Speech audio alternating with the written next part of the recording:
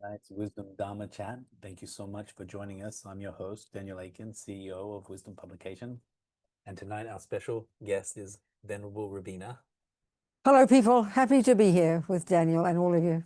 So I think everyone knows Venerable, but I'll do the introduction. Okay. Ordained since the late 1970s, Venerable Robina has worked full-time since then for Lama Yeshe and Lama Zopa Rinpoche's FPMT.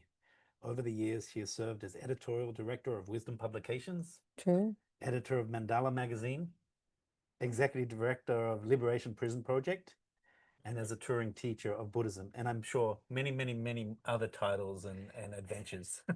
The Venerable Robina's life and work with prisoners has been featured in the documentary films Chasing Buddha and Key to Freedom. A very warm welcome back to Wisdom Publications. Yes, exactly. Happy to be here.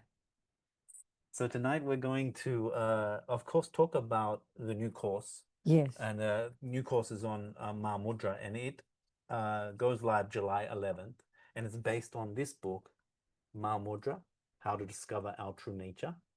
And that book was we published in 2018, right? Yep. So, you know, one of the things we were talking about earlier, just before we came on, yes, was how Lama really had confidence in his students, Western students.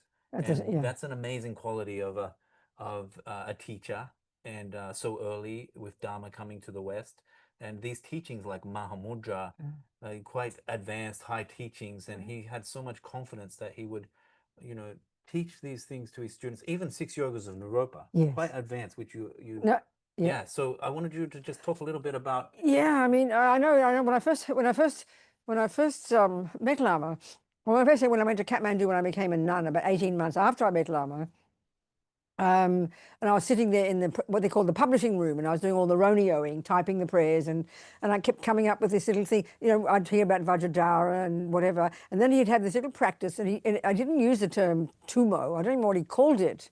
But I discovered there was this really esoteric practice, this, you know, kind of like advanced tantric practices for these beginners.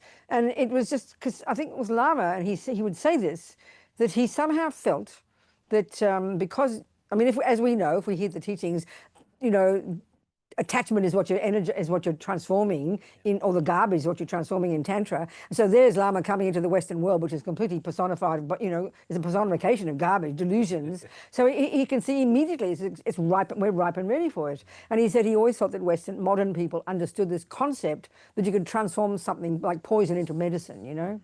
So he just somehow had this, and I suppose it has to be also that he was such a yogi. He was a scholar, but a yogi. His expression was of a yogi. So then he could see potential, and he had this immense compassion. And I always joke and say that I think Lama was really a hippie, but he kind of pretended to be a Tibetan, you know. Because the thing that really strikes you when you realize how Tibetans were, the way when I first heard Lama Zopa teach the Lam Rim, he was talking as if it was 10th century. It would be exactly the same. But Lama learned, and it was so astonishing, I'm still astonished, somehow he's able, even his chaotic English, he could see the minds of modern people and could speak in modern terms, which was really unusual. And I suppose, yes, I hadn't thought of that ever, that he appreciated our potential. But it's also interesting because, you know, about that time, in late 70s, he started what he called the Geshe program. You know, a miniature replica of the program in the monasteries, starting with Dura. And Geshe Tekchok, who later the abbot of Serajay, he asked him to come, and he was very skeptical. And he said, I don't think these people are qualified. And then he said, after 6 months, he said to Lama, I'm wrong. They're qualified. They really appreciate the super intelligence of modern people, you know. So Lama had this incredible ability to do that. It was so true. And I never thought of it before you said it. It was a very nice way to put it. Yeah, this belief in his students, that's as such that he could teach these highest teachings. So when you were going to these teachings of 6 yogas or Mahamudra, did you have the sense that this was high, secret, esoteric? Yeah, I mean, I did, but I mean, from the simplest point of view, that I couldn't stand the idea of meditation. I thought that was very boring. Sitting there with your eyes closed, and me personally, sitting with your eyes closed, and I remember he made, during this in fact, the last teaching we had with him, the one I mentioned before, 6 Yogas in Europa, which Bliss of Inner Fire is based on, Wisdom's book, in 1983, the last time I saw Lama, he made us do 5-minute Mahamudra sessions. And all I know is even then I had no idea what he's talking about. So even just something as simple as, it seems simple, but to watch your mind, I didn't know what he was talking about. What do you mean watch the mind? I'd say, annoyed to myself. I couldn't cope, you know. So I knew it was esoteric, and I knew Six Yogas was too, but he had this way of teaching that made you excited, and he made it accessible. It had a way of teaching that made you excited.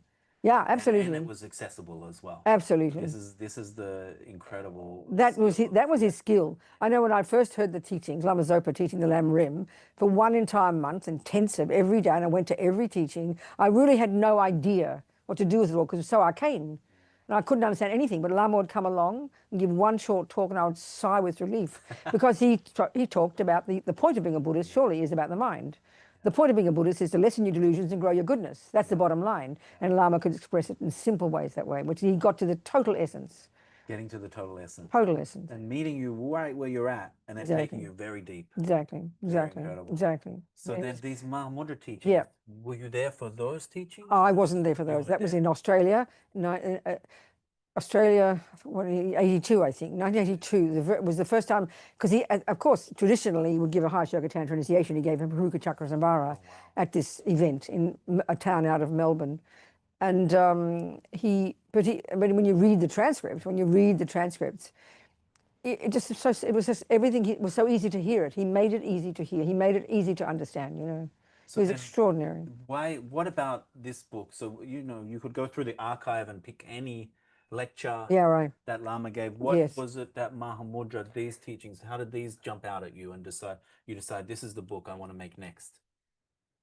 Well, I suppose because it was a complete teaching. It was a text, and it was a popular topic, isn't it? Yeah, very. And because it's the essence. I mean, if we call it Mahamudra, but really, if you think about what being a Buddhist means, I remember one time Lama Yeshe said, when you get into the middle scope of the Lam Rim, should I keep talking? Yeah. You're ready. Yeah. So when you get into if you look at the Lam Rim and you look at the very first scope, it's all about the body and the speech, and karma, and be a good person, and live in vows and purify.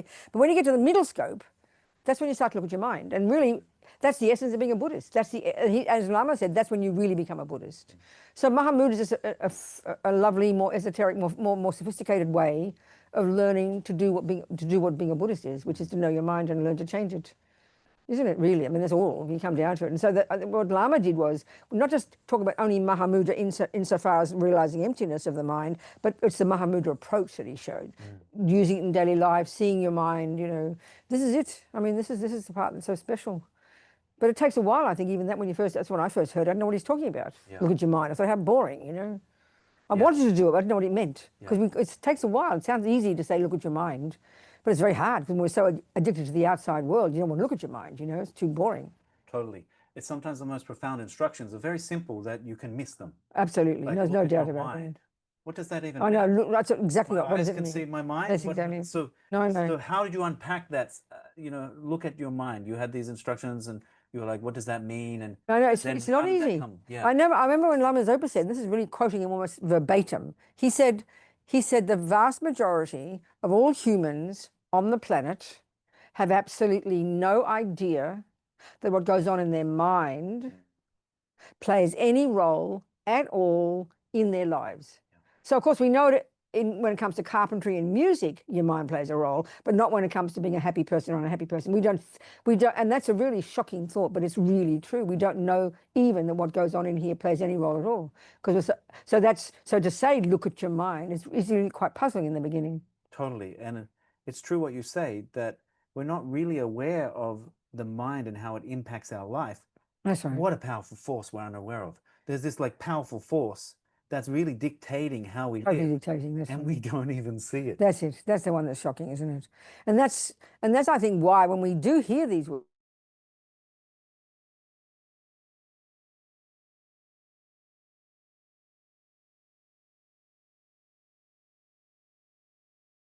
I wanted to be able to do it. I didn't know how to, but I love to hear it. And that's the thing with him. You love to hear his words. He made you. And the other thing I think that, and this is with Mahamudra too, when you talk about the nature of mind, even conventional nature, it's pretty delicious, you know. Yeah. And the way Lama talked about the mind as the mirror and all these things, which sound so exciting, it is really delicious. And you're hungry to hear it, and you're hungry to try and put it into practice. to talk about karma and the esoteric this and that, but to talk about your mind, how you feel and think, that was his expertise. There's just no question about it. It's very interesting to almost everyone, because we know we have a mind.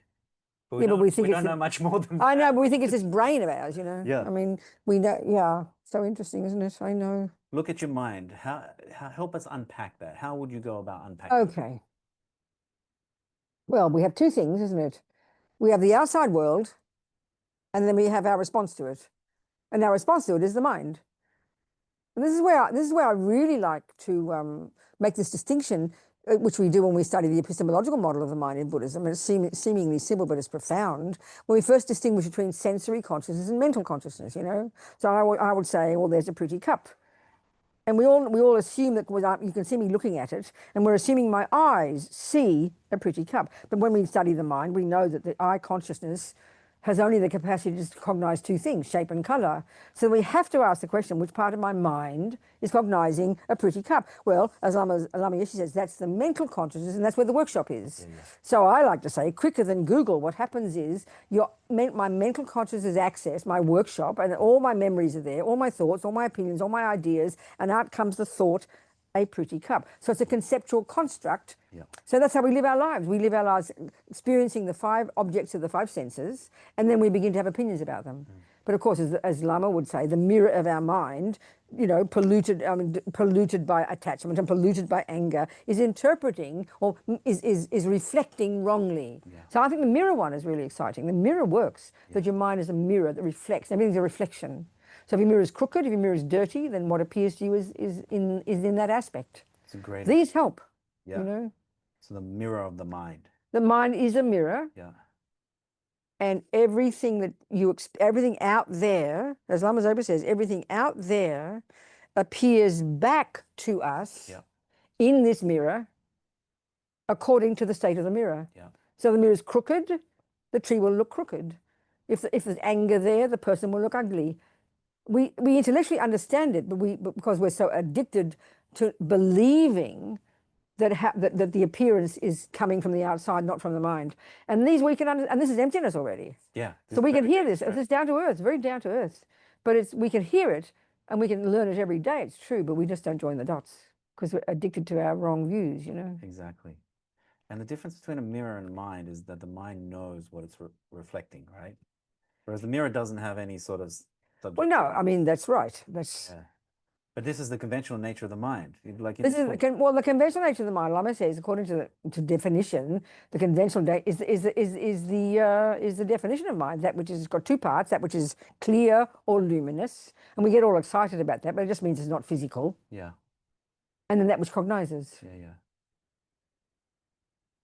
So, but the hardest thing is, I think, because we are so addicted to when we see a cup that we think is pretty, it's obvious that we don't think our mind plays any role. We think we are seeing the truth, and the truth is pretty cup. We don't think it's an opinion. So really, when we look at our mind and we think the sensory and the mental, sensory is just facts, shape and color. Yeah. And then the mental is a bunch of opinions. And some are valid opinions and some are not. Let me ask you this. Someone might say, okay, the eye sense sees shape and color. That's what it says in the text. Yeah. So I understand it sees color. How does the eye see shape? Isn't that conceptual as well? Isn't the mind getting involved? Yeah, but the eye consciousness is not conceptualizing it. Yeah. What is called shape and what is called color is can be cognitive. They're not stating it's shape and color. Yeah. Stating shape and color are true. That's a mental construct. But bare bones shape and color are just that's okay. Yeah. So you start with shape and color, and somehow you get to cup. But that's mental consciousness. That's mental consciousness. So that kicks in quicker than Google. Kicks in, yeah. And then because I've got a memory and opinions, then I will have an opinion. I'll say it is a pretty cup, but it all happens in a billionth of a second. This is the trouble. We can't distinguish. Yeah. We don't even realize the senses. We just think the senses are seeing everything. We just think everything is sensory. Beauty, it's not. It's really not. Actually, it can't be. Yeah. Can't be. Just shape and color and sound and smells and tastes, and the rest is mental consciousness. Mm. And then when also to hear, I think it's so nice to realize we live at the grossest level, which is conceptuality. And that's what I find fascinating. That's what we find really hard to hear, is that emotions are conceptual. So in the West, we go intellect and then we go emotions. Yeah.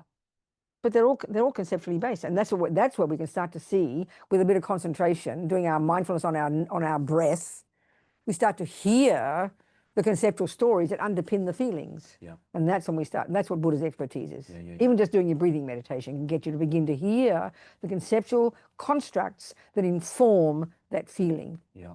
Which is when the body. So we only know what we think. We only know we've got anger when it's out the mouth, or when you're shaking, you know, and that's the physical. That's why we think feelings are so special. Yeah. So when we're doing this and we're looking at shape and color and we're coming up with cup, that's thinking, right? But then that's the mental conceptual consciousness. And then there's also feeling as well. So what's the relationship here with the thinking cup and the feeling? Well, feeling is the pleasure. It's only two, pleasure or pain. Yeah. Okay, forget indifferent. Yeah. So that's depending upon the karmic connection with these types of, I suppose, shapes and colors and the opinions I've developed about them. A pleasant feeling is triggered. So if I'm a fisherman, this is interesting. I'm having a discussion with young Sumishe. You know, the 12 links. So you make contact with the fishing, this little boy, and the next millisecond feeling, contact determines whether it's pleasant or unpleasant based upon the intensity of the past action. So an intense, pleasant feeling for him because of his past killing, and then attachment kicks in, and then we're lost. You know, so it has to be feeling has to come. That comes at the same time, doesn't it? Contact, then feeling, then attachment. But it's also quick. So this is really nice. Contact first, feeling, then feeling, then attachment. But in 1 billionth of a second, as if they're the same. But it seems to be that dependent upon the intensity. This is what was helpful. The fishing looks good to that boy. Yeah. The contact triggers it pleasant, and that equals the intensity of his karmic connection with killing. Okay. That's the killer. So this was a boy who was fishing, who liked since a little boy, he met fishing for the first time and fell in love with it. Yeah. So the moment he met fishing, he hadn't thought of killing before.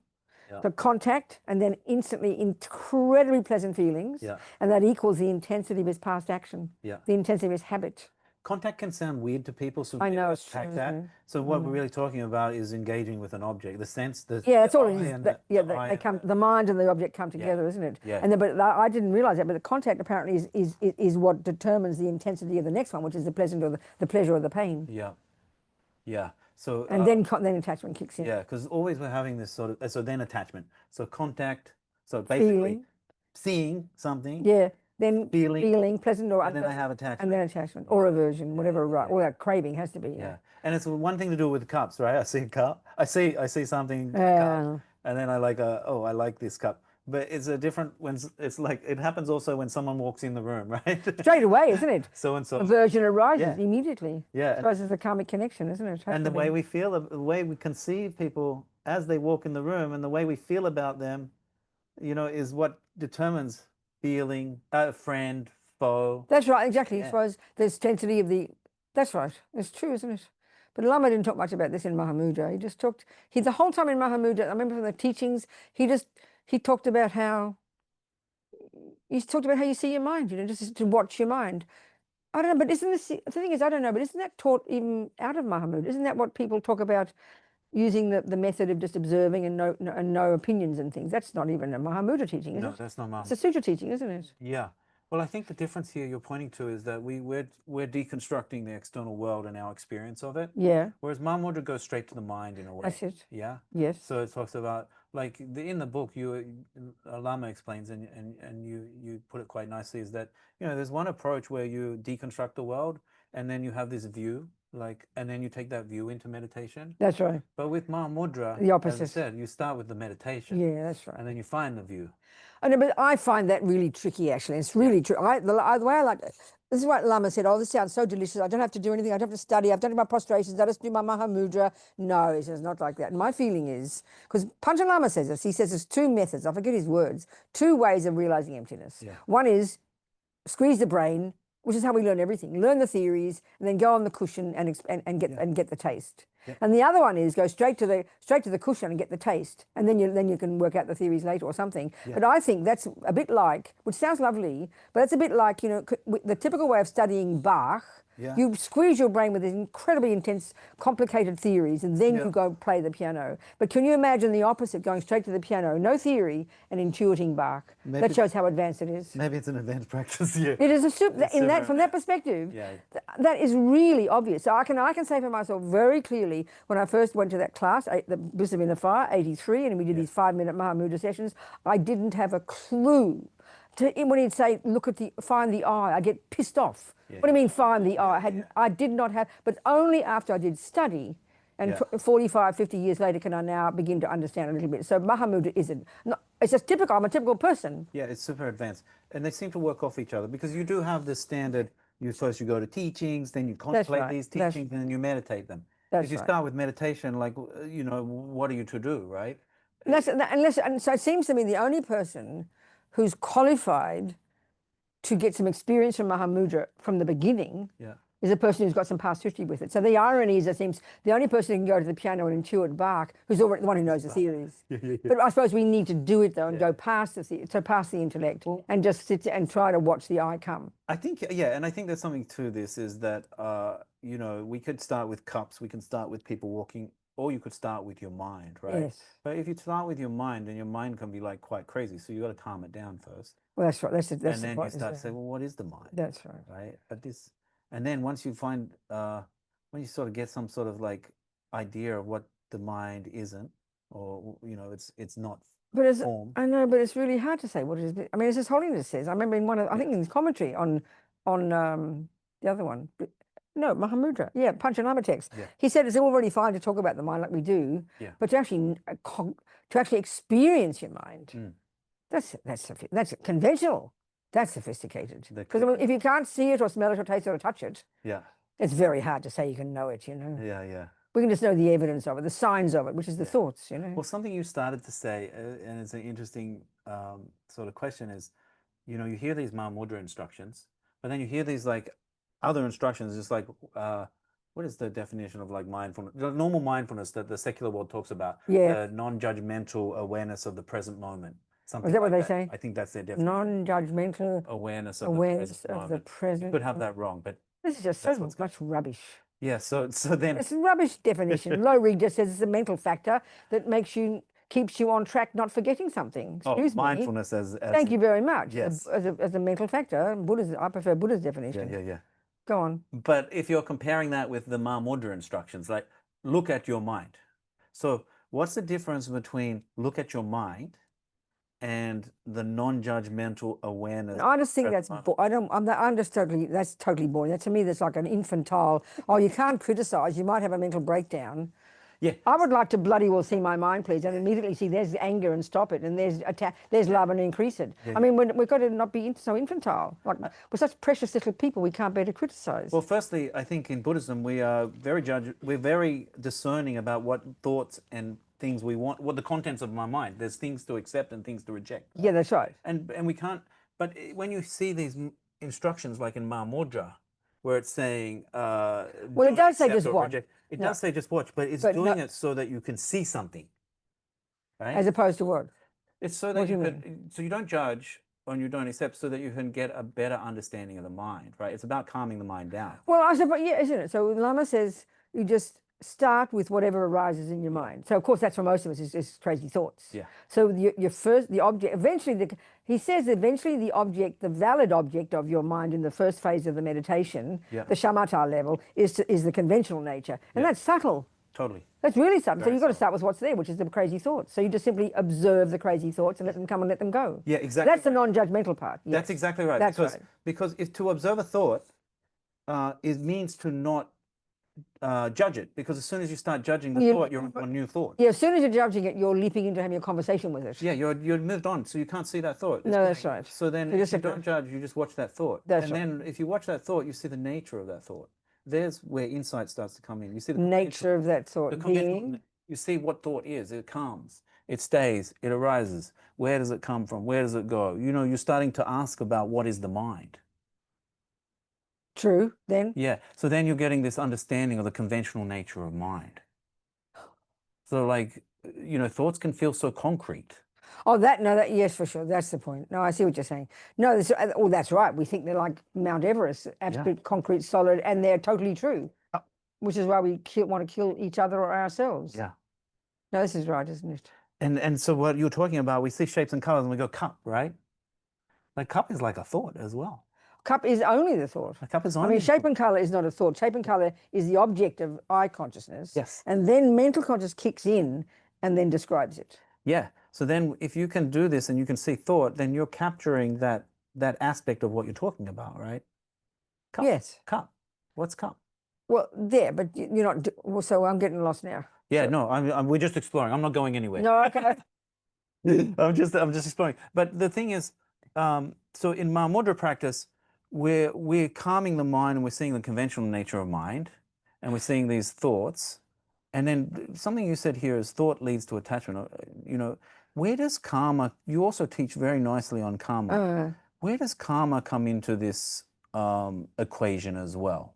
Because we don't hear much about karma in not Mahamudra. at all. Lama doesn't even mention the word almost, because it's not the point. Yeah. But I suppose the only way to say that would be that the intent. So okay, if we're looking at your ability to sit at the piano, Yeah, and intuit Bach, yes, we know you don't need to say it, but we know that the capacity, your capacity to do it, is informed by your past practice. So that's where karma is. yeah. The intensity of your past practice is obviously the biggest thing that informs your ability to play the piano. Yeah. So clearly, that's why for me, that's what it goes without saying, is your past. What you bring to that at that moment is coming from your past practice. And that's it. And so this is going back to this boy who loved fishing, right? Yeah. So he had contact with that thing called fishing. He never thought of killing until he met the fishing. And within a millisecond, then the next one is pleasure, intense pleasure. Yeah. And then next second is attachment, paints a divine picture. And now he's found the truth of his life. He's going to do it again because it gave him pleasure. Yeah. And that's another discussion there. But that's the thing, that intensity. That's what blew my mind. The intensity of the pleasure equals the intensity of the habit. Yeah. I mean, the best we can say is we get attached to food, and we're not attached to killing. Yeah. Aren't we fortunate? Yeah, very. You know. And the pleasure, the actual pleasure, you said it comes from the intensity of what? The intensity, the amount of pleasure. Yeah. Comes from the habit of that much killing. So I remember Robert Hughes, an Australian journalist, who was the Time magazine arts writer for like 50 years. A few years ago. He's dead now. He was a writer and very eloquent. And I remember he wrote about how when he first went trout fishing, it was a cosmic experience. So meaning he literally got incredible pleasure from watching fish kill. So that means he must have had intensely strong habit to kill. That's where the karma comes in. So the strong pleasure is the result of previous karma. The strong pleasure equals the intensity of the habit from the past, which is karma. Yeah. Okay. And that's exactly right. So you have contact. Yep. Then you have feeling. Yes. That feeling is the result of past karma. The intensity of the feeling. The intensity of the feeling. How much feeling. Feeling happens every millisecond. But the strength of the pleasure is equal to the strength of the past habit. That's what I meant. Okay. The pleasure. There's either pleasure or pain or neutral. There's no fourth option, and they're happening every millisecond. Yeah. But the intensity of how much pleasure is equal to the intensity of the past. So I imagine pleasure as pain is like a spectrum, right? Yeah, it is. And so every moment we're having a feeling. One of those, yeah. One of those, right? Yes. And then there's a slider on the spectrum, right? It's true. And karma is in control of this slider. The intensity, it seems to be the intensity of the pleasure or the pain. Yeah. Yeah, equals the past action. Yes, the intensity of the past action. Depending on your past action, when you come in contact with fishing, depending on your... In his case, it was... Yeah, and then the slider goes way up to high pleasure. That's right, exactly right. And then once you have high pleasure, you have high attachment. and then you're locked into samsara. Yeah. You just... And that's it. Straight back to straight back to the lower realms. That's the tragedy. Yeah. So it's all informed by karma, but that's very hard for the West to understand, because we tend to think if it's informed by karma, we have no choice. This is the commonest question I ever get. Yeah. Oh, therefore there's no free will, we say, you know. Yeah. So how do you respond to that? Well, first of all, I explain you better see the source of this free will concept, and it's coming from Jesus Christ. So give respect to Jesus Christ. Therefore, from the Buddhist perspective, it's a meaningless idea. Free means not dependent. It's a nonsense idea. Yeah. But it takes us a while to hear how that because the question. I don't want to go there. It's a boring. Okay. Keep going. Let's stay Mahāmudrā. The nature of mind. So then we've talked about how the mind works, basically. How the mind works. Well, we've got sensory consciousness and we have mental. We have sensory. Sensory, and then our mental is kicking in every millisecond and interpreting the objects of the five senses every second. And the tragedy is we don't realize it's an interpretation. We think it's in the object itself. We think it's the truth. That's the killer. And the fact that it's not is like a teaching on emptiness. Right? Virtually. Yeah. Exactly. And then so how does this relate to the Mahamudra? Like when does emptiness come into Mahamudra? Oh, okay. Well, Mahamudra, first of all, is a synonym for emptiness, basically. And it's finally the emptiness of the mind. But this is also where Lama was so kind. When he first taught this, and this is my opinion, nobody, when he first taught this in 1982 in Australia, nobody had done any study. We never heard of Dura or Lorig or Tarig, but out of his kindness. So he never, he always just, whenever he'd say in the text, he'd say, see the emptiness of the, sometimes he'd say consciousness, sometimes he'd say mind, and sometimes he'd say the self. He put them all together because there's no point in going, we wouldn't even know the difference between the self and the consciousness, you know. But I suppose this is the point, isn't it? In Mahamudra, you first look into, and that's what Panchen Lama says, you sit there, get your concentration, and then when your mind is ready, a little bit calm, you have this, as Lama so sweetly called it, I'll never forget, your mindfulness fish, or a subtle wisdom, as Panchen Lama says, like this kind of like looking out of the corner of your eye. You stay focused on the mind, but this subtle part of your mind is now going to be watching, and you do first, you try to catch the way I appears to you. Yeah. So that's what he mainly talked about. He hardly really talked about the emptiness of the mind at all. Yeah. So that you catch how it appears to you. You catch how it appears to you. But that's where you, unless you know theoretically what that means, it's meaningless. That's when Lama first said, see how the I appears. You've got to have some framework for that. So unless you're a highly advanced practitioner, I can't imagine anybody could do that. What does it mean? Because what it means is as something independent. Yeah. But you don't know that. This is the magic of Mahamudra, but because normally what we would think about, we talk about cups and the empty. Well, you explain quite nicely what the emptiness of the cup is by understanding the process of how we arrive at cup in our mind. First then the mental, that's right. Yeah. So we understand the cup. We can also do this on the self in a similar way. Daniel, I'm not my body. Daniel could only be his body or mind. He's not his body. He's not his mind, right? But this is not. Daniel's just another image in my mind, right? A concept. Yeah. But in Mahamudra, what you explain to us is you're actually looking at the experience of yourself, of Daniel. You're watching the mind. You never vary from that. Yeah. And then when you're steady, you allow this little out of the corner of your eye. Yeah. Your mindfulness fish moving through the water without disturbing it, as Panchen Lama says, and it's just watching to try to catch how I feel. Yeah. I think it's really subtle. And it's almost... You've got to have someone come along and punch you in the nose, then you can catch it, maybe. Yeah. But sitting there quietly, it's too hard to catch it. Yeah. So it is, from that perspective, it's super sophisticated. Experiential as well. Totally. I mean, it's totally experiential. Yeah, it's not theoretical. And I think this is the difference. You're not squeezing your brain at all to try and analyze. And I think this is when the Panchen Lama says you can start with the view and meditate. That's right. Start with theory and meditate. And then, or you can start with the actual experience. But it's quite sophisticated, because if you don't, as I said, when I first heard this from 1982, and Lama was teaching 6 yogas and he made us do 5-minute sessions, which is also really good. Yeah. Instead of, because I think we're so addicted in the West to thinking that meditation is relaxation. Yeah. And if you feel good, you think, I had a good meditation. Yeah. It's just rubbish. Yeah. Whereas 5 minutes quality, really working on it, 5 minutes is incredible. So he makes us do these 5, and I just sat there totally annoyed. Yeah.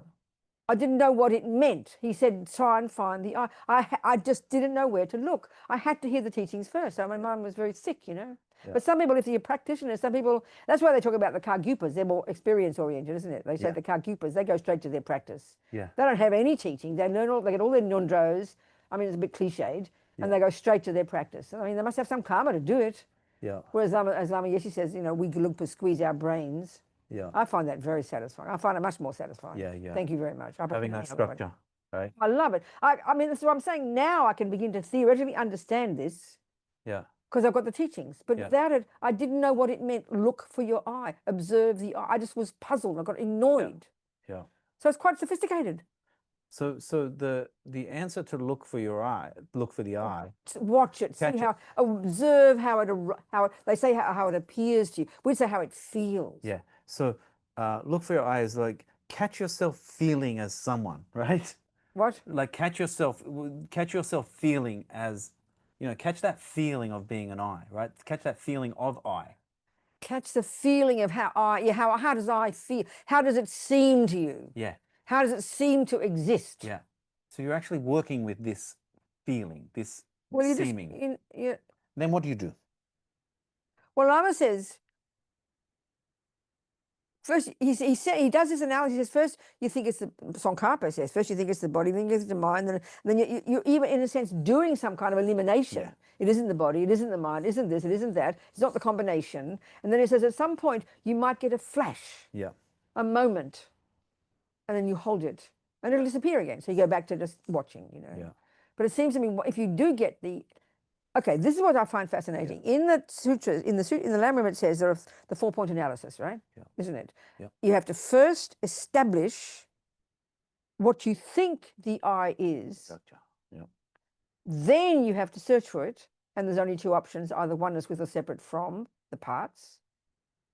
But as Lama says, and they all say that's the main one, and as Lama says in Mahamudra, that once you've clearly established what you think the I is, that second you will realize its absence. Yep. That second you will realize emptiness. So really the first one is the main one, trying to work out what the hell it is. And once you got that super clear, then you're okay. And it's very interesting because the instruction in like a normal Lam Rim text to identify the object to be negated, which is what's happening here. And the way you normally do that is to imagine someone falsely accusing you of something. Because it brings it up. It brings it up, right? That's right. So exactly. so then you brings it up and then you go, oh, I got something to work with now, right?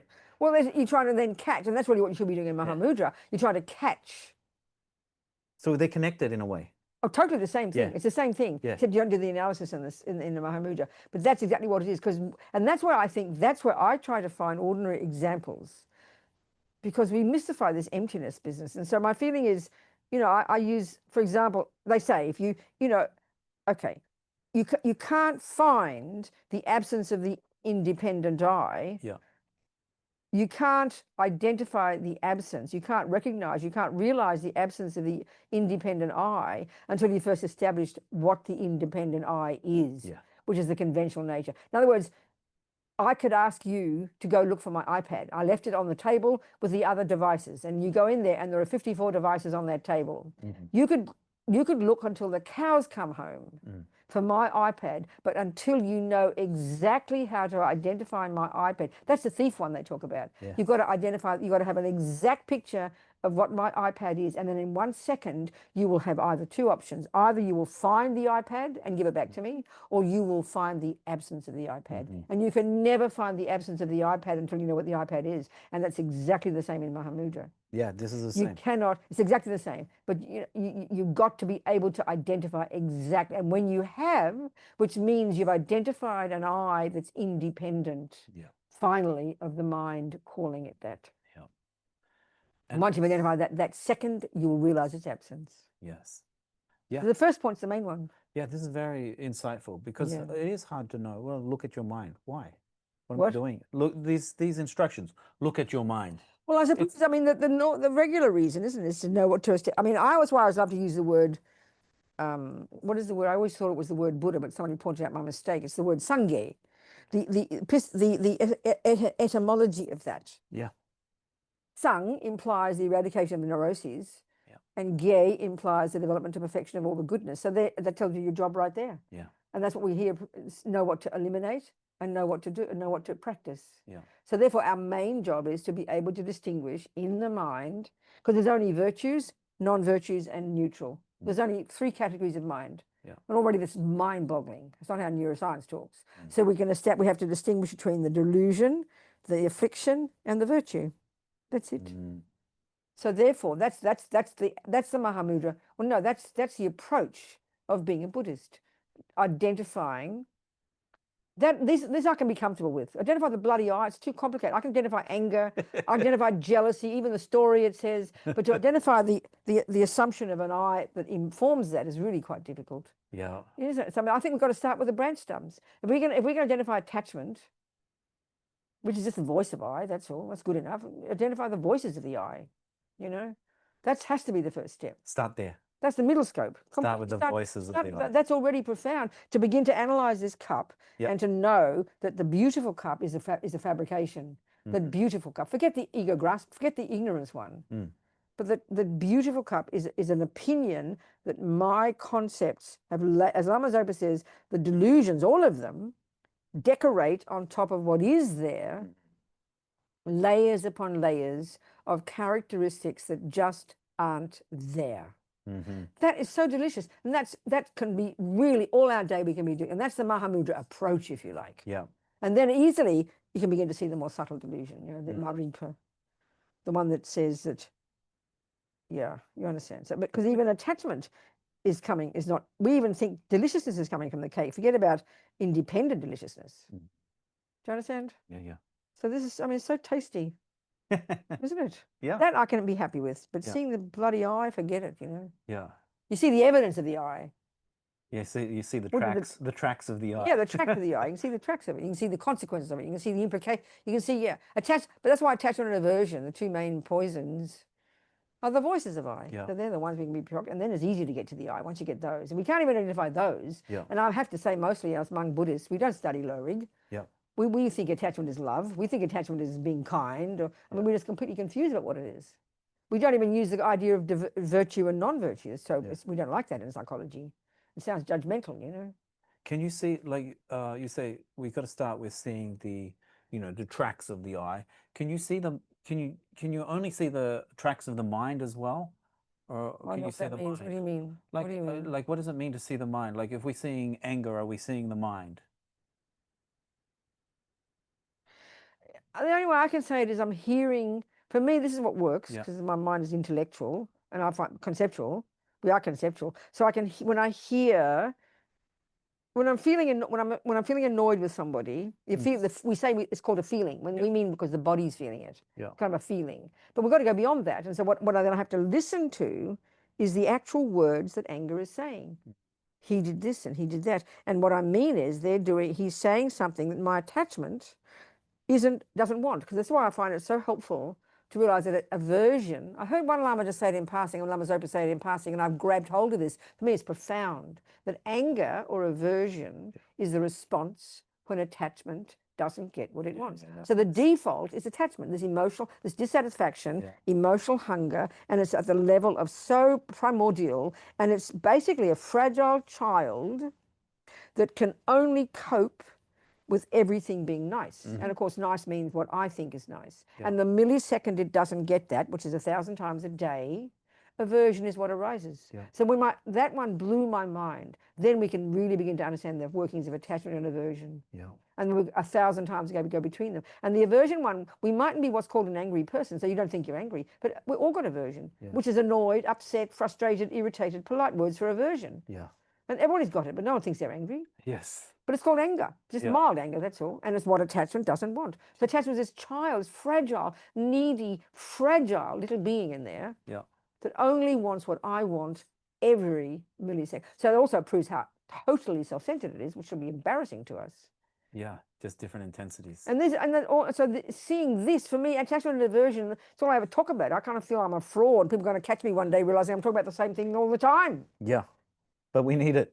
How many times we say we need it a bit better? And then I think this then leads us naturally to then get to the subtler one, because they're the voices, they're the assumptions of the these are at the level of assumption basically, and they're all rooted in the assumption of a separate I. They're the voices of the separate I. Seeing the voices is powerful as well, rather than just intellectualizing I think they are just that. And they're stories the whole time. And they're there, ever more subtle, ever more subtle, ever more subtle. And all we can do is start with where we are. You know, we can't go further. You've got to go. And every time you listen, and that's the biggest one, I think, in our culture. We only know we're angry when the words are vomiting out the mouth. Or we only know we're depressed when you are inert in bed and can't move. In other words, we only know what our mind is doing when our body feels it. And that's why we romanticize and mystify feelings in our culture. But the feelings are just the physical body. And when we understand the tantric view of them, of the subtle winds inextricably linked with the subtle minds, then, I mean, it's too late. It's like sort of not realizing. I always use the example, you know, we only notice it's like you're going 100 miles an hour on the freeway and you've never heard of mechanics. And you've never bothered to watch the wheels wobbling, and you only go, oh, my wheels are falling off. What'll I do? The commonest question to say is, I'm having a fight with my boyfriend. What'll I do? Well, that's the wheels falling. It's too late. So all Buddha does is give us his techniques to calm the mind down enough that we can see the thoughts that before they become feelings. And that's what we don't have. We wait till the wheels fall off to go to the therapist. That's our tragedy in our Yeah. culture. Is why we go kill ourselves and each other. Yes, we need So to. even if we use just a breathing meditation, Yep. just to calm down a bit and see your bloody mind and grab it before it gets to the mouth, that's a miracle. That's a miracle. This makes total sense. We talk about Mahamudra. Why does the Panchen Lama talk about the conventional nature of mind? Why? Because it seems like he goes conventional nature of mind, and then selflessness of First, the person. I, Yeah, and then the mind. then yes. No, because Lama mentions it in it's something in there. He's a bit in there. He says Tsongkhapa. I wish I could remember the words, but he says there's something extraordinary. Tsongkhapa's pointing out, but there's something incredible about the conventional nature of mind that is almost as if you're realizing emptiness. There's something so, because the mind is so incredible. This non-physical capacity for cognition is so extraordinary that the experience of observing, more than anything else, just observing the conventional character of the mind is almost as if you realize emptiness. There's something so powerful about it. Yeah. It can lead you easily. Yeah. And there's sort of thing where people have the sense that maybe when they start thinking about these things that, well, what am I? Well, maybe I'm this mind that continues, right?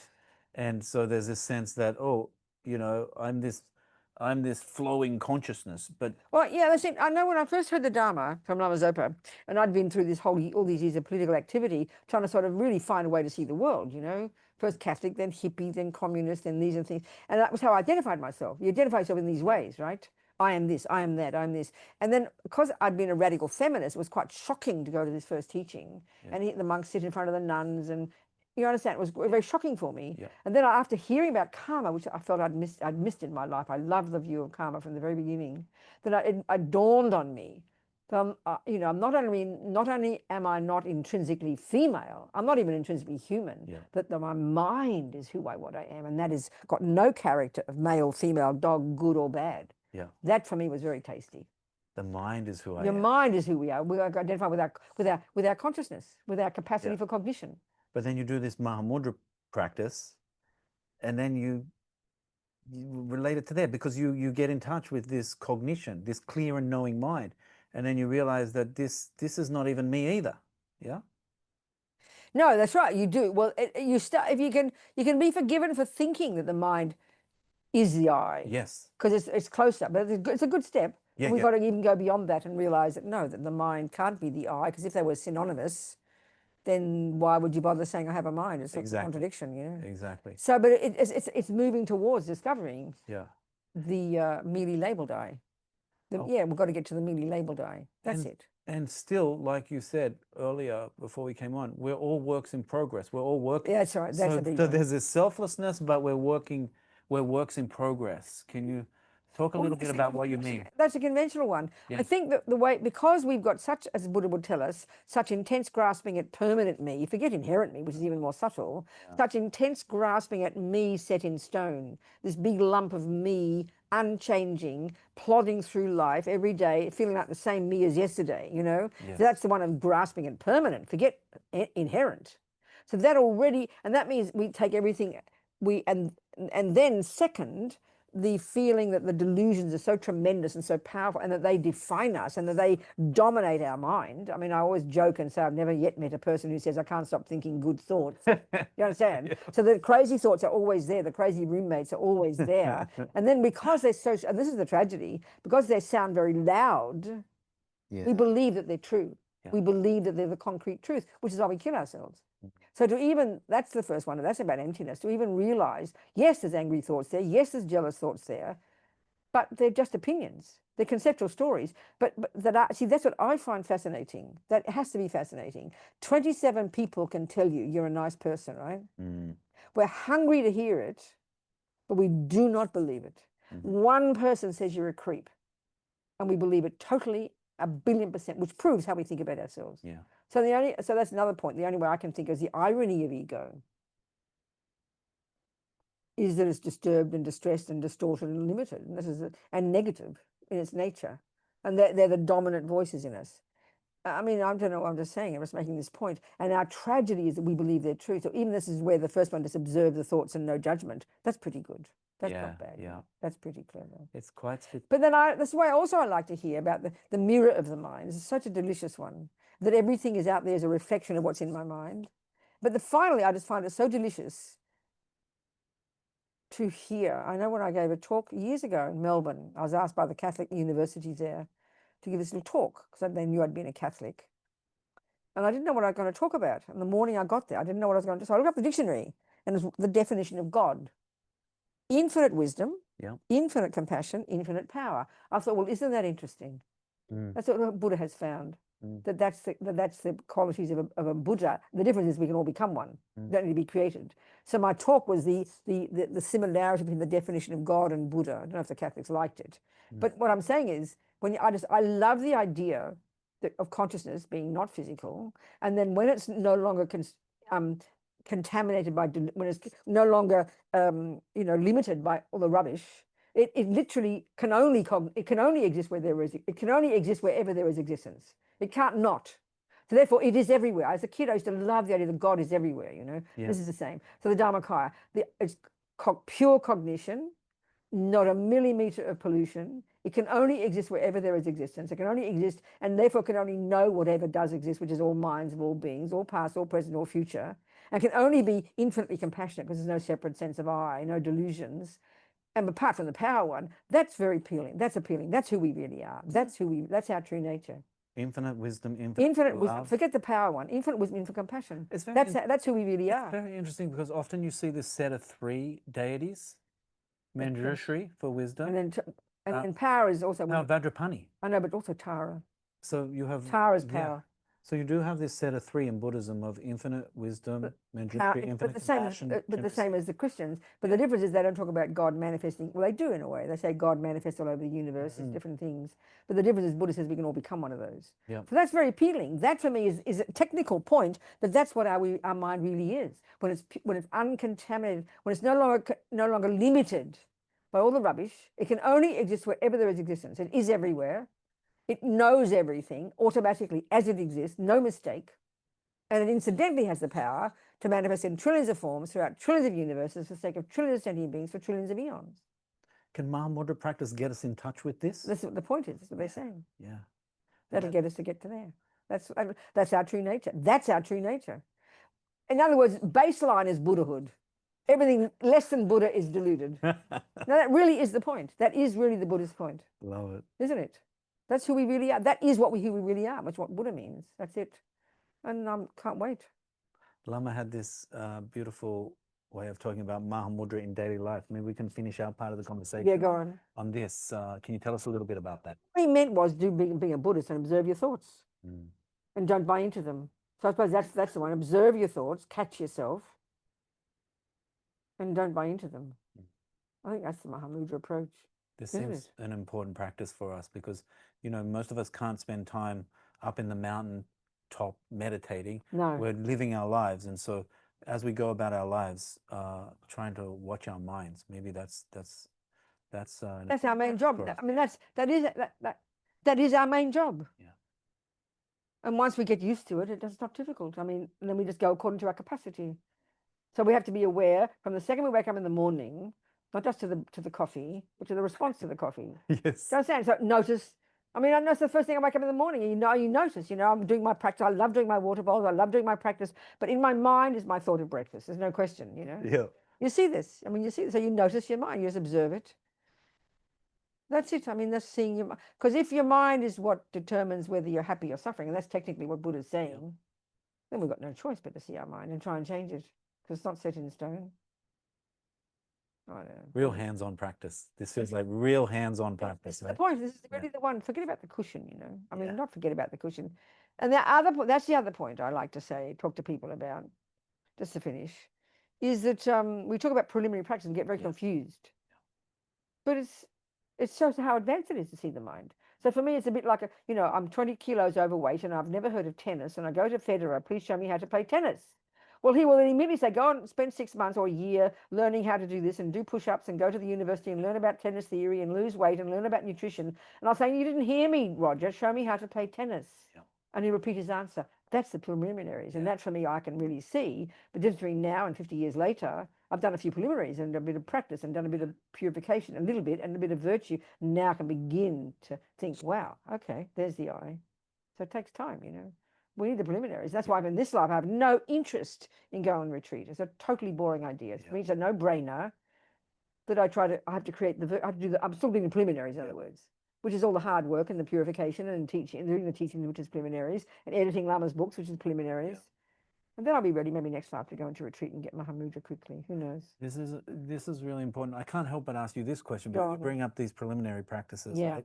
And so important. Yeah, you gotta lose the weight before February. You've got to prime your mind. Our mind's not ready, you know. That's why it's clear. Yeah. I wanted to see my mind, but I heard this word, see your mind, I don't know what he was talking about. So it's taken me all these years because of a bit of purification to begin to hear the word.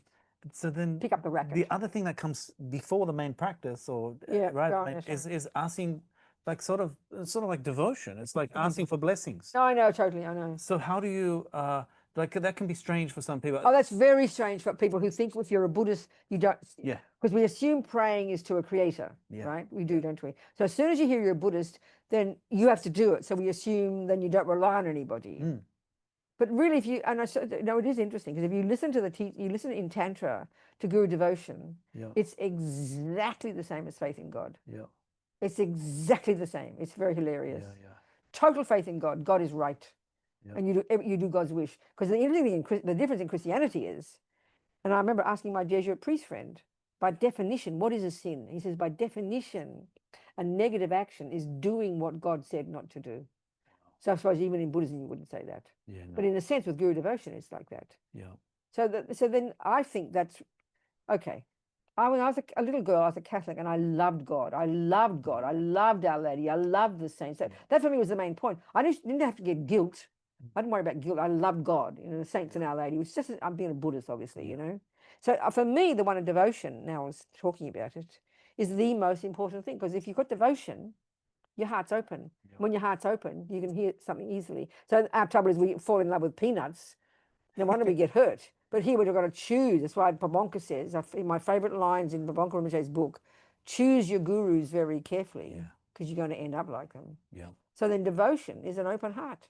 When your heart's open, you're just a sucker. You'll get everything. Everything will just flow in. Yeah. So it's so clear. It's a logical thing, not some kind of, it's a logical thing. Open your heart. Devotion's amazing. Yeah. Devotion is opening your heart to the instructions. To the person and having confidence that they are valid, and then you just open your heart and you just go for it, baby. Yeah, and then this is why maybe the advanced practices might be possible. Because you've got devotion. Because you've got devotion. No, I know. I mean, they talk about, isn't it? They talk about, what's his name? Dom Tompa. Dom Tompa, yeah. Realizing emptiness by carrying Atisha's shit in his hands. Yeah. So I thought, well, there's hope for me yet then, Yes. I once when I was very young, my teacher was trying, there was some discussion about becoming a monk, right? Yeah, right. And I said, you're very logical. Prove to me why I should become a monk, right? And so the debates went on. And my retort was, well, John Tompa got enlightened and he wasn't a monk. That's right. That was what I was holding strong to. And then the teacher said, you're comparing yourself to John Tompa? That's ridiculous. Okay. All right. Oh, wow. So with that, we'll have a 5-minute break. Oh, we've got more to go. Yeah, we've got Q&A from everyone. So beautiful. Thank you so much. We're going to have a 5-minute break. I've been looking at Daniel the whole time. I haven't been looking at you people. I'm so sorry. Now I look at you. Okay. Good. A bird needs 2 wings, wisdom and compassion. What underpins it is this marvelous aspiration to develop ourselves so that we can be a benefit to others, leading all the way to perfection.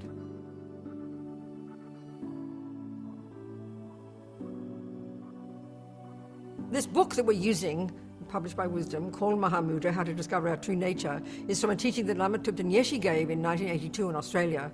So from day one, Lama Yeshe tried to lift us, tried to show us that we had potential. But the Buddhist view, of course, is based on the marvelous view of the mind, because mind is the central thing in Buddhism. And the entire point of the Mahamudra technique is to discover the true nature, first oneself and then the mind. This is the unique characteristic of Mahamudra. That we need to know what the mind is, and we'll discuss this, we'll go into this. So Mahamudra is a super incredible method. This is the experience of the lineage lamas, all the great yogis and yoginis. They all realize Mahamudra in meditation. When you practice Mahamudra, intellect is the enemy. You have to go beyond the intellect. You have to meditate. Then real transformation can come. So we need to develop the skill to go beyond philosophy. We should not be afraid to go beyond it.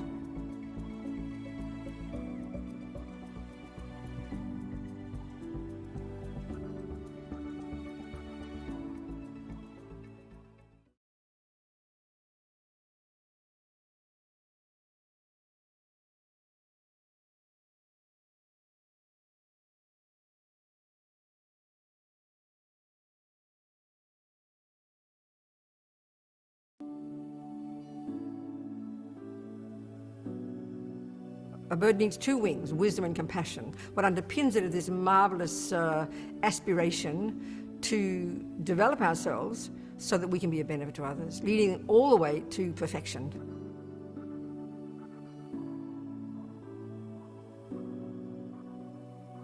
This book that we're using, published by Wisdom, called Mahamudra, How to Discover Our True Nature, is from a teaching that Lama Yeshe gave in 1982 in Australia. So from day one, Lama Yeshe tried to lift us, tried to show us that we had potential. But the Buddhist view, of course, is based on the marvelous view of the mind, because mind is the central thing in Buddhism. And the entire point of the Mahamudra technique is to discover the true nature, first oneself and then the mind. This is the unique characteristic of Mahamudra, that we need to know what the mind is, and we'll discuss this, we'll go into this. So Mahamudra is a super incredible method. This is the experience of the lineage lamas, all the great yogis and yoginis. They all realize Mahamudra in meditation. When you practice Mahamudra, intellect is the enemy. You have to go beyond the intellect. You have to meditate. Then real transformation can come. So we need to develop the skill to go beyond philosophy. We should not be afraid to go beyond it.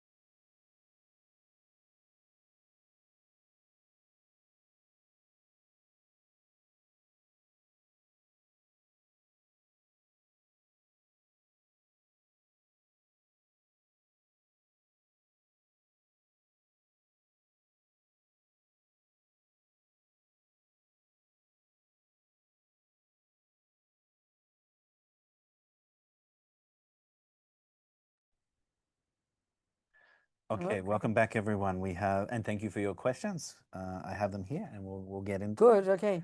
And then, okay, so in the process of contact, feeling, then attachment, aversion, when does inappropriate attachment happen? I don't understand the meaning of inappropriate attachment. What's that mean? Sorry. My mistake. Inappropriate attention. No, I know. I hear about that, but I think it's just a load of rubbish. Excuse me. It's not a load of rubbish. But I don't. It's not in the 12 links for a start. It's not. We're talking about the 12 links here, and it's not in the 3 poisons. It's just this added extra peace of mind. And if I just think simply talking about how attachment and aversion arise, I never talk about inappropriate attention. I don't even know how to talk about it, so I can't help. I'm sorry. Okay. I never talk about it. I mean, I try to keep it really simple, and just talk about the 3 poisons or even the 2, and that's enough. I mean, there's more detail and it's so sophisticated, but I don't even go there. I have no idea is the answer. I'm so sorry. So this is a terminology that's come up, is it? Inappropriate attention. It's one of the functions. It's one of the. I mean, I'm hearing the teachings with Geshe Dagpa on the mind, and this kicks in at some point. But I don't even know what it is. I never thought about it. I don't even know what it is. I'm so sorry. Okay. So. That person's clearly studied low rig. Maybe they can type in something, we can get some more details. But for now, is the I synonymous with the ego self? Okay, this is a good point, isn't it? Because we use the word ego very loosely, don't we? And let's face it, it's Freud came up with it, and all it is the Greek word for I, isn't it? Ego. That's all it is. So then when we talk about ego, we act. Yeah, we do act. I think we use it synonymously with something called I because we think it runs the show. So we talk about it like that, but technically there is no such thing. So I think we use the word like that as an equivalent of I or self. We do, yeah. But I think the other mistake, I think, we tend to think of ego as being big and fat and powerful. But you're being self-piteous and pathetic and depressed. That's also a function of ego. Yeah.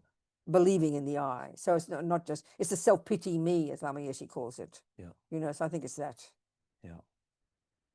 So there's a question around the identifying the object of negation that we were talking about. Yeah. So I understand identifying the object of negation was a unique position from Lama Tsongkhapa, for which he was criticized. Oh, was it really? I didn't know that. Go on. How do the Buddhists who do not go through this step realize emptiness? I don't know. I don't know about I don't know about all that. I'm sorry. I haven't studied enough to say that. I don't know. Say that last bit of the question again. How do the Buddhists who do not go through this step realize emptiness? It's not, I would say it's not possible. So let me just use that simple example of the iPad. So then they say first, if something exists, you have to be able to point to it. Yeah. So because we assume ego grasping, the root delusion, Marimpa, is an assumption that's an eons old that there is an I, an independent I, an inherent I, an intrinsic I. It's an assumption that there is one, and everything from there flows. And so everything is based on the belief, on the assumption of an independent I. So Buddha says, sorry guys, I have found there is no such thing. So then so that's what we're hearing. And he says, you have to discover the absence of that fantasy. You have to identify that I doesn't exist. So you've got to, if you put it into theoretical words, we do the analysis. So if something does exist, so that's why the Buddha, they use an example, what the Buddha, whoever does, the one of the thief. If there is a thief in your house, your first step is you want to get the thief out. You assume there is a thief. So the first step is you have to know what the thief looks like. You're going to run around accusing everybody on the planet of being the thief, but they're not the thief. So you've got to first know what the thief looks like. You've got to have a clear picture, and then you have to search for the thief.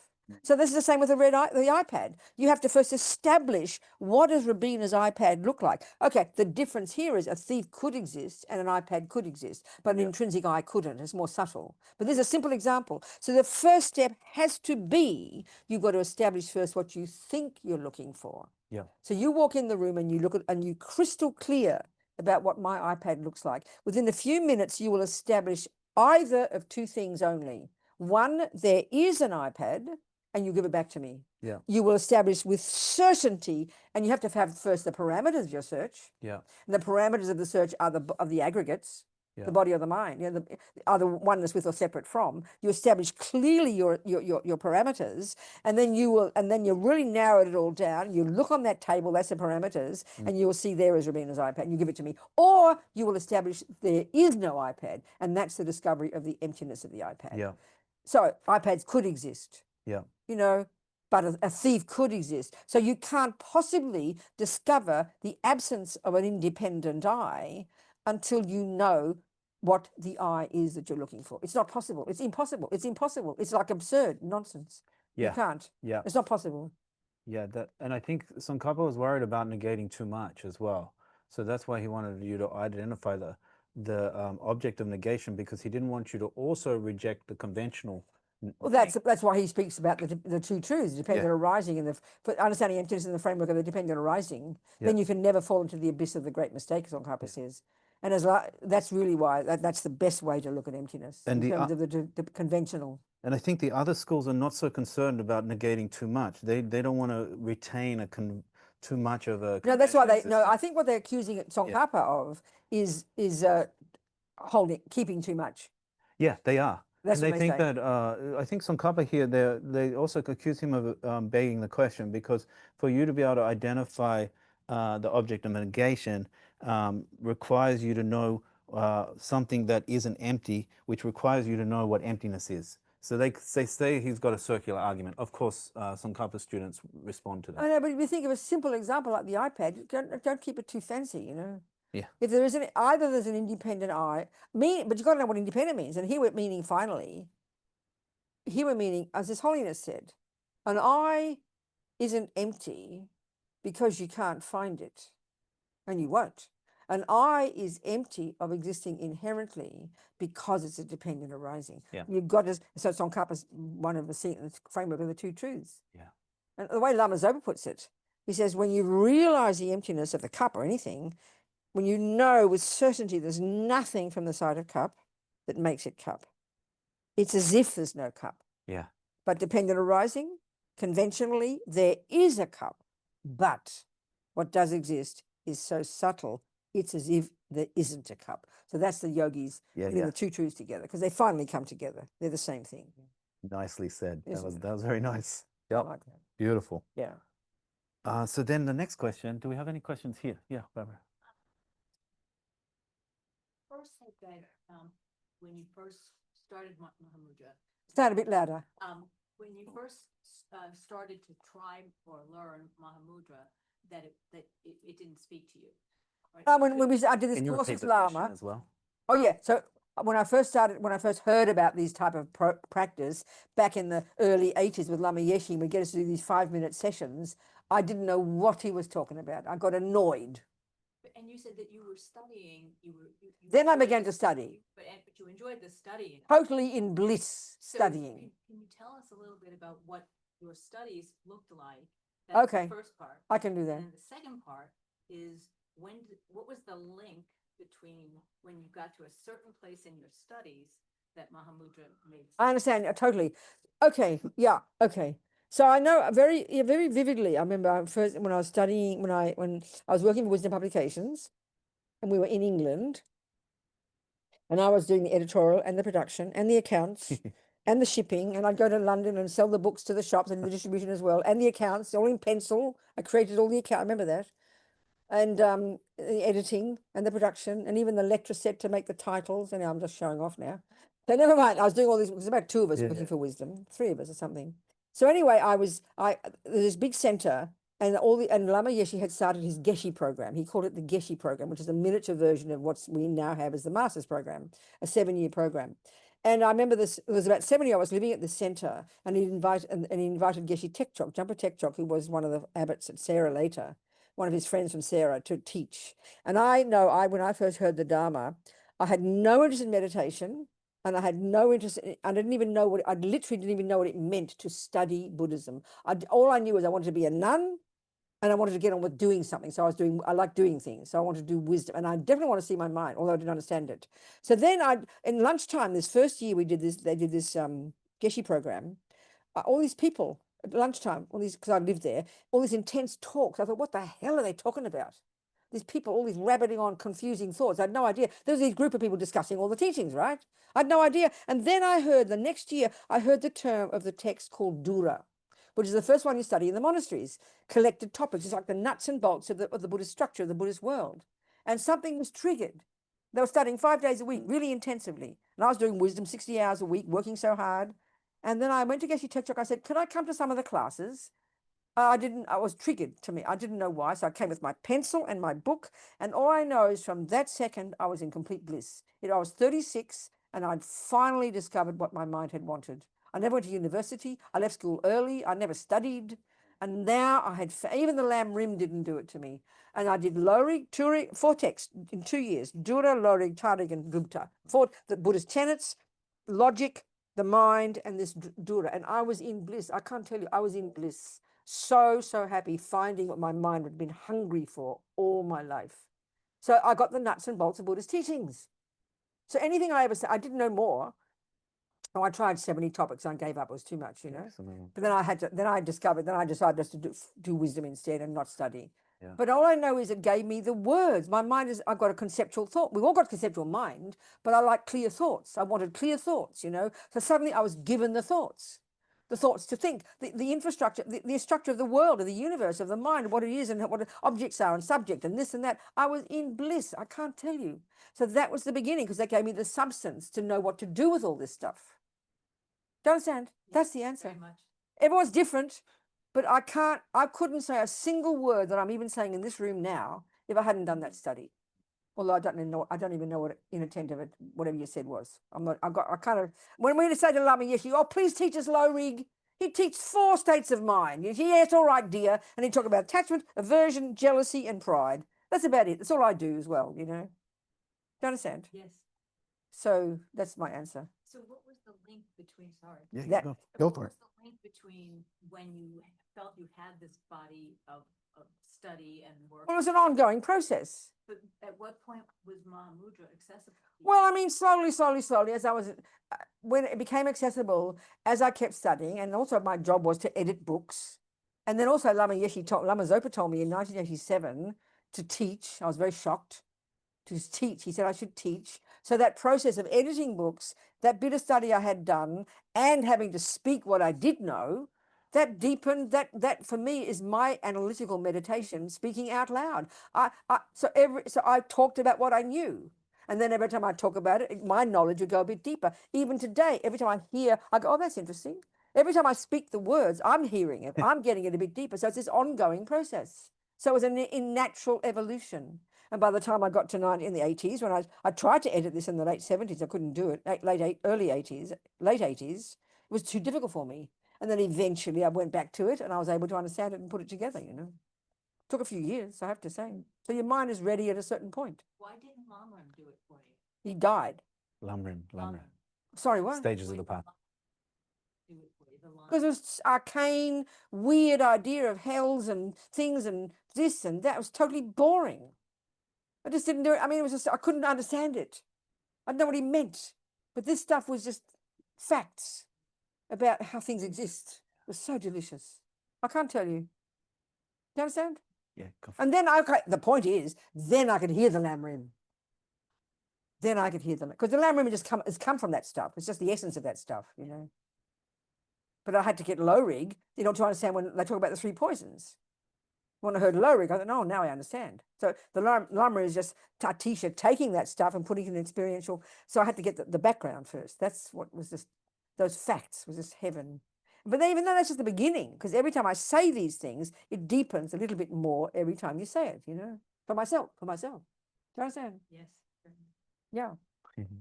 So I'm quite intrigued by Lama Yeshe's use of these 5-minute Mahamudra sessions in the context of, you know, doing a 6 yogas of Naropa. Oh, that was just one of the meditations we did. It wasn't directly related to obviously to 6 yogas. So right, exactly. So that's one of the reasons why I'm actually quite intrigued. And I wonder if at this point, you know, not at the point where you were back then, but at this point, you sort of have some kind of understanding why he may have done it at that time with that. I think Mama's main reason for giving us to make us to do 5-minute sessions, forget whether it's Mahamudra or not. The one of 5-minute sessions, my feeling is, and this is my opinion now about how I try to work with people as well in my job, that we have all these fantasies, I would say, in the modern world about what meditation is. And I think we think of it as a relaxation technique, but it's got nothing to do with relaxation. I mean, concentration is a really rigorous. And so when some people, it seems to me, can sit very comfortably and can feel very nice, and they'll say, oh, I had a good meditation. Well, no, they didn't. They just spaced out for 20 minutes and created the cause to become an animal. But concentration demands enormous effort to keep your mind, you know, so to concentrate quality 5 minutes and then relax the mind and start again, you really keep on the alert, you know. Whereas if you just sit there, and most people either space out or go berserk. But 5 minutes quality, you can taste something and then relax and you do it again. It's fantastic. And you can really, and you can keep on the point about what the meditation is, which is to focus the mind, to focus, you know. Let us feel good. But, you know, I guess I'm wondering again with, you know, it complementing the 6 yogas of Naropa. I think you're putting too much into it. But it's quite an advanced but it was just, practice. which one? The yogas of Naropa. Well, we didn't practice the 6 yogas of Naropa. He got us to practice. He's teaching Tumo. That was mainly what he taught. But as a starting point, we would do the concentration technique, and then he'd get us to do Tumo, bring the heat up or the winds or whatever you do. You know, the blah. That's all we did. We didn't do the rest of them. Do you understand? It's just, I mean, yeah, Lama getting to taste our mind in every way we could, isn't it? I think so. What other questions here? Yeah. So this one's about meditation. So when I meditate, I get very hung up on my posture. Am I sitting right? And I'm wondering if I'm doing it right. And I tend to begin obsessing and trying to control my thoughts, feeling what I can do, feelings and all these sort of stuff. So what can I do about this? Is there a way that I can use this to enhance my practice? Sweetheart, you got to first understand why you're trying to meditate and what kind of meditation. I'm assuming you're talking about concentration, right? Yeah, I mean, don't worry about your body, okay? I mean, of course the body counts. I mean, the 8 points they bring up are coming from the experience of the great yogis and yoginis over the centuries, and they're practical. They found that having the legs in full lotus position, your body's nicely aligned, so you don't topple over. You can sit there for months, you know? And secondly, the subtler wind energies can be coursing nicely through the channels. There's meaning to it. You sit there with your muscles relaxed and your body upright so you don't go to sleep. You sit there with your eyes looking down so that you don't get agitated. There's a reason to all of it, but do your best for God's sake. It's just your body. Your body doesn't meditate. Your mind meditates, okay? So you do your best.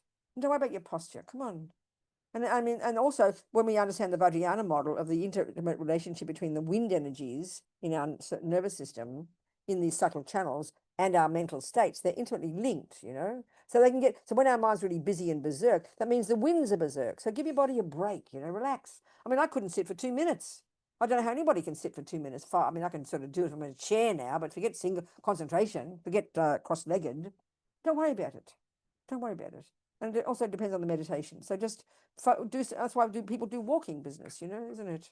But I mean, just do your best with your body, and then get your mind and focus on, use your breath, and just pay attention to the breath and give yourself a break. But you know, that's my best. So next question: when practicing Mahamudra, what, if anything, should we be asking ourselves, such as where or who is the I? These types. I know, and that's the thing. It's like the classic one is you sit. There's 2 modes of meditation. Okay, we know that in Buddhism: Shine and special insight, Vipassana. And there's all the millions of techniques have to fit into either of these 2. So the first one, so Mahamudra is using these 2 modes. The first one is concentration, shamatha. And so the object of concentration isn't the breath, isn't a concept, isn't a visualization. It's not something physical or external. It's the mind. So it's the mind itself, as we've been discussing. So you start with whatever arises, okay? What's the question again? I forgot. I'm raving on too much. The question was about should I be, when I'm doing Mahamudra okay, practice? how to think. Okay, yeah. So then you sit there, you do your focusing. And as Lama says, you know, for most of us, I mean, he's not saying it, but it's basically to really get to the actual object of your concentration, which is called the conventional nature of your mind. That is advanced, extremely advanced. So you don't worry about that. But you start with paying attention to whatever arises in your mind. And you practice just letting it, watch. Even Lama says watching it's even too strong. Just allowing it to be there, allowing it to, you keep your mind sharp, you keep your mind focused, you keep your mind stable, and you allow the thoughts to come, and you allow the thoughts to go. So eventually, because you're not buying into those thoughts, you're not putting oil on the fire, presumably they're going to calm down, right? So then when your mind is fairly steady, you then conjure, as he calls it, your mindfulness fish, this subtle, looking at the corner of your eye, observing. You just merely try to observe how the I, the feeling of I, appears to you. That really is what it is. So Lama, when he talks about it in the book, he does a bit of analysis. You know, first is the body, is it the mind, is it this? So you, because again, if you look at the 4-point analysis, we're first just trying to establish what it is we're looking for. And what we're looking for is an I that's independent of the body, independent of the mind, independent of the name, even my I, right? So so then you just observing, and you can do it. I mean, Lama says, "Is it the body? Is it the mind?" And you check. No, it's not. No, it's not. And then you just keep watching, and then sometimes it will just come, you know. But mostly you're just using this observation. You're watching the mind, part of you, never vary from that, and then you have this other part, observing. This is how Tsongkhapa says. And if you catch it, as Lama says, if you catch it, you hold it, you concentrate on that, and the concentration will waver, and you go back, but you don't move from the mind. You know, that's the best I can say. But this is why it's hard without doing analysis. It's hard without saying what is it I'm looking for. Is the mind the body? Is the mind the mind? Is the mind a combination of? Is the I the combination of the body and the mind? This is the analysis. It's got to be. I think it's got to be informing your watching, observing. You know. Seems to me. I don't know. Any questions here? We have a follow-up. Yes, I know it differs from single-pointed meditation. well, in the sutra teachings, the difference would be this: you've gone to your class, you've heard about dependent arising, you've heard the teachings, you've written it down, or if you're clever, you'll memorize it. You go home, you sit on your cushion, and you get some concentration on the breath, on whatever object you're doing, and you get some focus to the degree that you've accomplished any focus. Then you'd stop the focus. You'd now go to the special insight mode, and you would use that focused mind to now do analysis of dependent arising. And then that will trigger an insight. And then you stop the analysis and hold the insight. That's the difference. I think that's the main technical difference, you know. Yeah. So we've got lots of questions around what's the differences and similarities between Mahamudra and Dzogchen.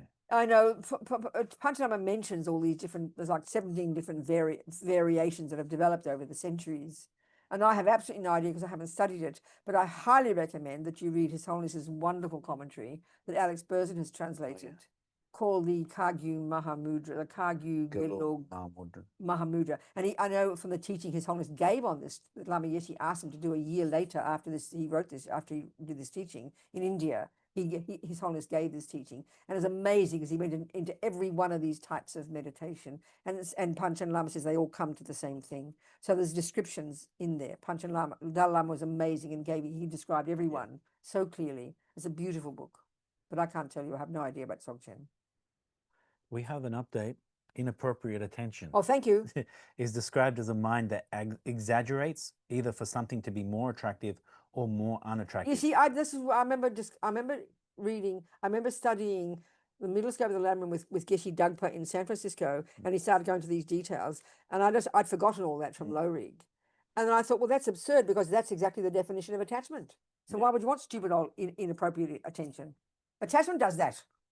So that's why, and then he said, well, and then he's made a joke, and I can't remember his answer. Yeah. So I don't ever think about inappropriate attention. I'm so sorry. So it comes together with attachment, basically. I mean, that's what attachment does. Exactly. The delusions, by definition, exaggerate. Attachment exaggerates deliciousness. Aversion exaggerates ugliness. Pride exaggerates self-importance. Low self-esteem exaggerates unimportance. You know, that's what the job of the delusions is to exaggerate, to embellish. So we're coming to the end of our time. Good. I mean, good. If people want, if people want more of Mahamudra from Lama Yeshe, as explained by Venerable Robina, please check out the course. I think it starts July 18th. Of course, we have this. You said July 11 last time. July 11. Your mind is better than mine. July 11th. Let's go with that. And the book's here as well. I recommend Lama's book. I mean, I edited it. I know that, but I mean, just Lama's teachings are just so delicious, so sweet. You know, he's just incredibly encouraging, incredibly appealing. So please read Lama. He's amazing. Yeah. And I mean, I don't know, this course I did, I don't remember what I did. Anyway, I had a panic attack during it. It's fantastic. I can tell you it's fantastic. I got to sit in on quite a bit of it. Yeah. So I'm a work in progress, and my understanding of Mahamudra is a work in progress as well. So if I can be a catalyst for you to listen to Lama, then I'm happy. Okay.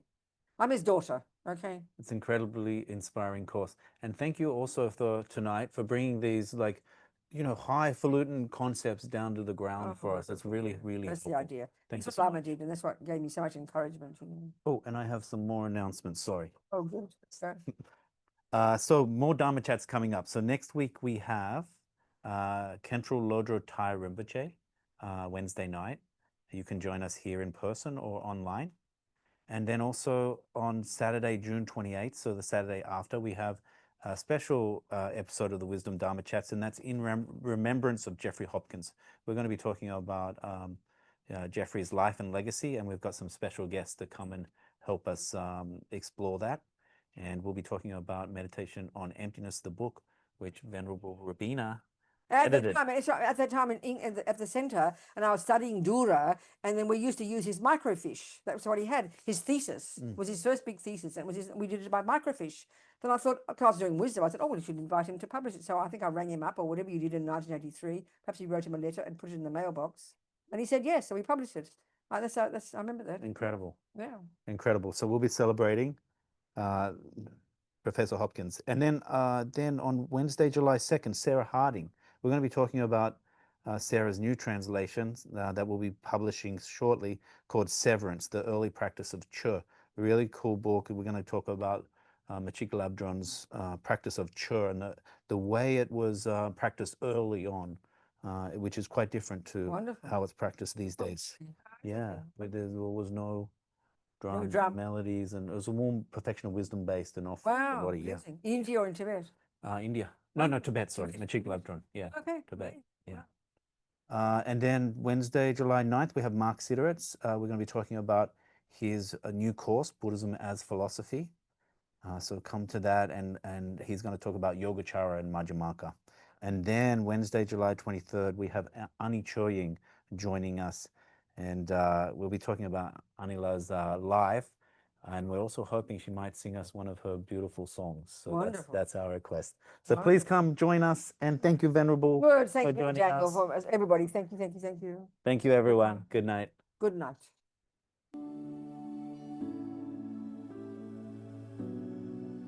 A bird needs two wings, wisdom and compassion. What underpins it is this marvelous aspiration to develop ourselves so that we can be a benefit to others, leading all the way to perfection.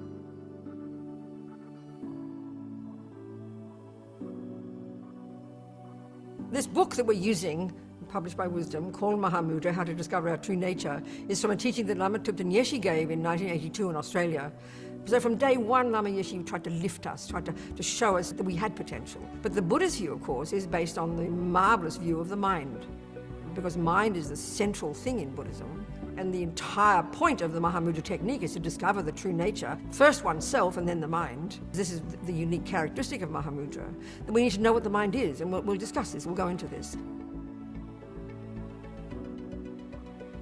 So Mahamudra is a super incredible method. This is the experience of the lineage lamas, all the great yogis and yoginis. They all realize Mahamudra in meditation. When you practice Mahamudra, intellect is the enemy. You have to go beyond the intellect. You have to meditate. Then real transformation can come. So we need to develop the skill to go beyond philosophy. We should not be afraid to go beyond it.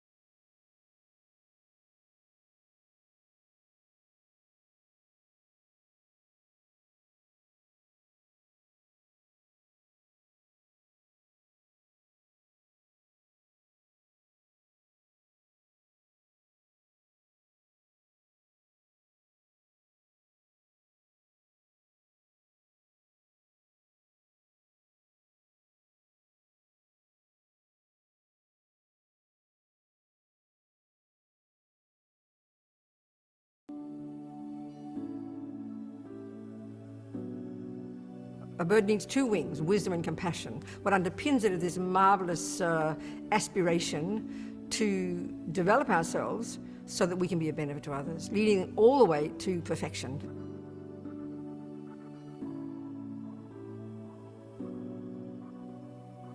This book that we're using, published by Wisdom, called Mahamudra, How to Discover Our True Nature, is from a teaching that Lama Yeshe gave in 1982 in Australia.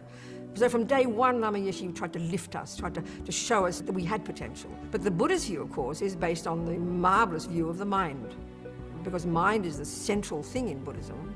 And the entire point of the Mahamudra technique is to discover the true nature, first oneself and then the mind. This is the unique characteristic of Mahamudra, that we need to know what the mind is, and we'll discuss this, we'll go into this. So Mahamudra is a super incredible method. This is the experience of the lineage lamas, all the great yogis and yoginis. They all realize Mahamudra in meditation. When you practice Mahamudra, intellect is the enemy. You have to go beyond the intellect. You have to meditate. Then real transformation can come. So we need to develop the skill to go beyond philosophy. We should not be afraid to go beyond it.